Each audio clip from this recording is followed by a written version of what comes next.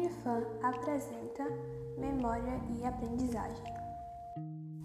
A memória é um termo que se refere a uma capacidade mental, cuja função é codificar, armazenar e recuperar informações.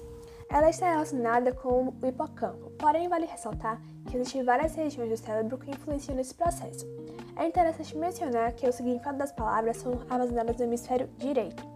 As lembranças da infância se conservam no córtex temporal e os lóbulos frontais se encarregam da percepção do pensamento. Elas surgem pela formação de conexões pelos neurônios ou células nervosas do cérebro.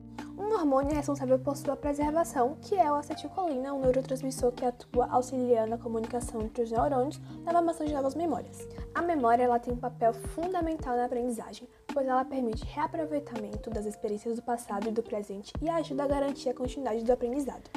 A memória de curto prazo é um tipo de memória que retém a informação por menos tempo, até que ela seja esquecida ou guardada. Ela pode ser categorizada em memória imediata, que retém a informação logo assim que ela é recebida. Um exemplo é quando somos apresentados ao nome de uma pessoa que acabamos de conhecer. Memória de trabalho, que embora muitos pesquisadores a identifiquem como sinônimo de memória de curta duração, esse conceito é muito simplista. A memória de trabalho é um sistema de multicomponentes com capacidade limitada, relacionada à manutenção temporária e processamento da informação durante a realização de tarefas diversas. A memória de longo prazo é a que retém recordações de episódios e fatos da nossa vida.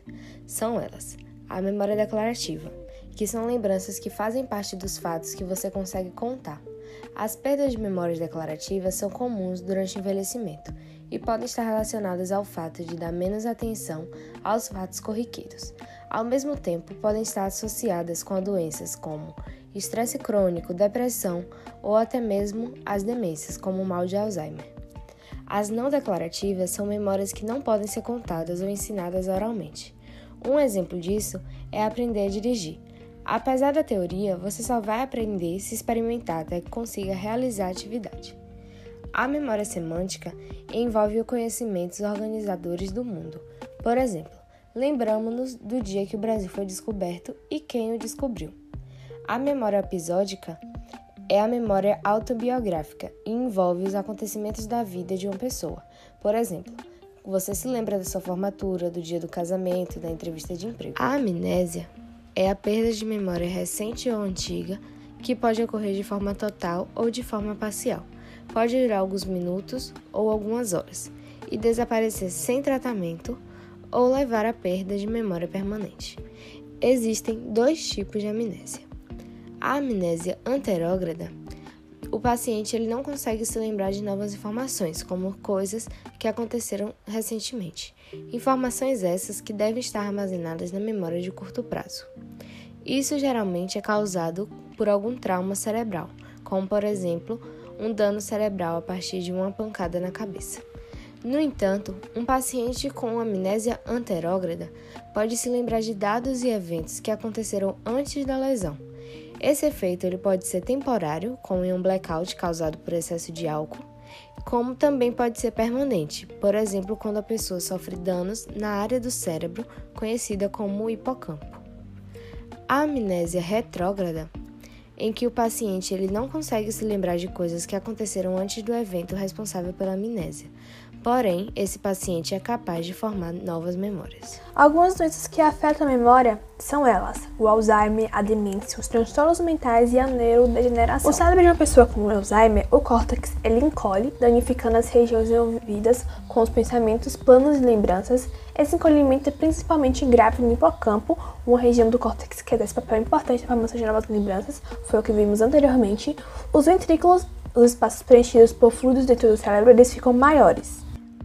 O processo de aprendizagem, ele só se torna possível por causa da memória. Sem a possibilidade de guardar o que aprendemos há segundos ou há anos, não seria possível dar continuidade ao aprendizado sem a necessidade de sempre recomeçar. Somente a partir de conhecimentos fixados e lembrados é que é possível dar continuidade à aprendizagem. Tanto memória como o aprendizado formam a base para a aquisição de conhecimentos e de habilidades. sendo que as memórias são responsáveis pelo primeiro contato e o aprendizado é a retenção dessas memórias e a capacidade de repetir de forma automatizada. As crianças têm a capacidade imensa de aprender novos conhecimentos graças ao que chamamos de neuroplasticidade, também conhecida como plasticidade neural ou amiabilidade cerebral, que é a capacidade do cérebro se reorganizar para aprender algo novo. Para que a aprendizagem ocorra de forma correta e se torne uma memória de longo prazo, é preciso passar por 5 etapas da aprendizagem, que são elas. A primeira é compreender, segundo, reter, terceiro, praticar, disseminar e criar.